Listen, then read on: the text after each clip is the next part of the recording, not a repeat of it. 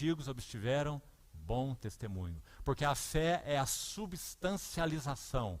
A fé torna palpável, a fé torna real aquilo que é impalpável, é intangível, com sentidos naturais. Mas a fé é a substancialização de realidades que são eternas. É convicção de fatos que não se veem. Então, pela fé, ele recusou honra, prestígio, fama, poder. Primeiro verbo. Veja mais. Segundo deles, preferiu ser maltratado junto com o povo de Deus a usufruir prazeres transitórios do pecado. Podemos dizer que é isso que Paulo chama de comunhão dos seus sofrimentos em Filipenses capítulo 3. Para o conhecer e a comunhão dos seus sofrimentos, conformando-me com ele na sua morte. Então ele preferiu ser maltratado do que usufruir prazeres transitórios do pecado. Meus irmãos, como também foi lembrado ontem pelo nosso querido irmão, quantas oportunidades de brilho do mundo ao nosso redor têm assolado particularmente, não unicamente, a vida dos jovens. Prazeres e mais prazeres. Deleites e mais deleites. Preferiu ser maltratado junto com o povo de Deus a usufruir prazeres transitórios do pecado. Perspectiva celestial. Outro verbo. Porquanto considerou, é o próximo verbo, lançar na conta, levar em conta. Considerou o opróbrio de Cristo por maiores riquezas do que os tesouros do Egito. Meus irmãos, quando nosso Senhor Jesus estava próximo à conclusão da sua missão terrena, na cruz do Calvário, há um texto tão impressionante em Mateus 26, e somente se formos realmente assistidos com a ajuda do Espírito Santo, é que quem sabe podemos chegar ao limiar do espírito e do coração e da mente, da alma do nosso Senhor Jesus, quando ele disse essas palavras. Ele estava a poucas horas da cruz, Mateus 26, e ele vai dizer assim: todos vós vos escandalizareis comigo, porque está escrito: ferirei o pastor e as ovelhas ficarão dispersas. Pense um pouco. O nosso Senhor separou esses homens, viveu com eles, os instruiu, se adiantava em proteção a eles em diversas circunstâncias. Particularmente no Getsêmani foi assim, quando ele foi buscado por aquela escolta com tochas e cacetes para buscar o Senhor no Getsêmani, ele se adianta aos seus discípulos e diz: sou eu que vocês buscam, não é? Agora, então, ele tem essa declaração para fazer para os seus. Ele diz: todos vós vos escandalizareis. Ele está dizendo: eu serei para vocês uma pedra de tropeço. É o sentido de escândalo. Porque o pastor será ferido e as ovelhas ficarão dispersas. Opróbrio de Cristo. Aqueles discípulos não seriam capazes de seguir o Senhor na senda da sua rejeição. Meus amados irmãos, voltemos a isso um pouco. Nós somos os seguidores do crucificado. Mas será que temos assimilado o que isso significa? Diante dos outros, diante do mundo, na nossa esfera de trabalho, na esfera de universidade, na esfera de relacionamentos. Nós somos seguidores do crucificado. Sabe o que isso quer dizer?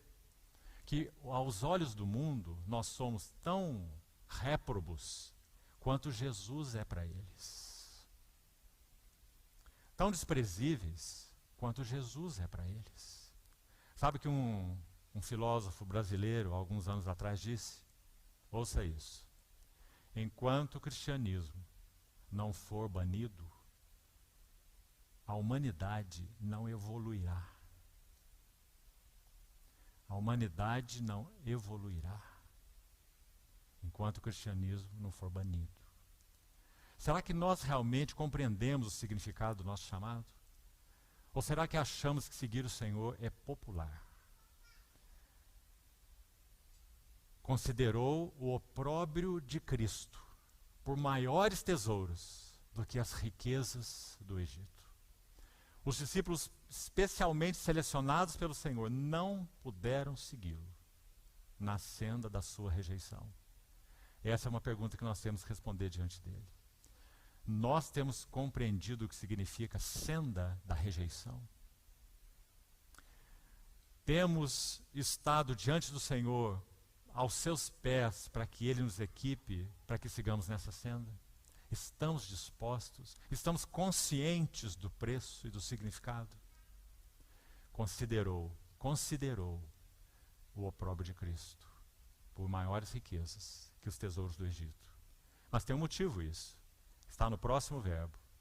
Porque ele contemplava o galardão. Nosso irmão também já falou algo aqui a respeito sobre galardão. Se fôssemos resumir em uma palavra, nós diríamos que galardão significa o seguinte: coroa, qualquer palavra que você queira usar, que são usadas na palavra de Deus, que nos está proposta como recompensa graciosa do nosso Senhor para o serviço fiel a Ele. Não para qualquer um, mas para o servo fiel.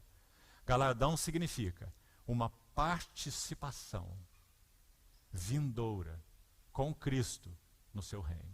Isso é galardão. Como será? Vamos aguardar para ver. Uma participação com Ele no que concerne aos assuntos do seu reino vindouro. Então, irmão, não se iluda, dizendo assim: eu sou um cristão, sou regenerado, tenho vida eterna, sei que sou salvo para sempre, pertenço ao Senhor, e tudo que me interessa é estar com Ele e ver a sua face.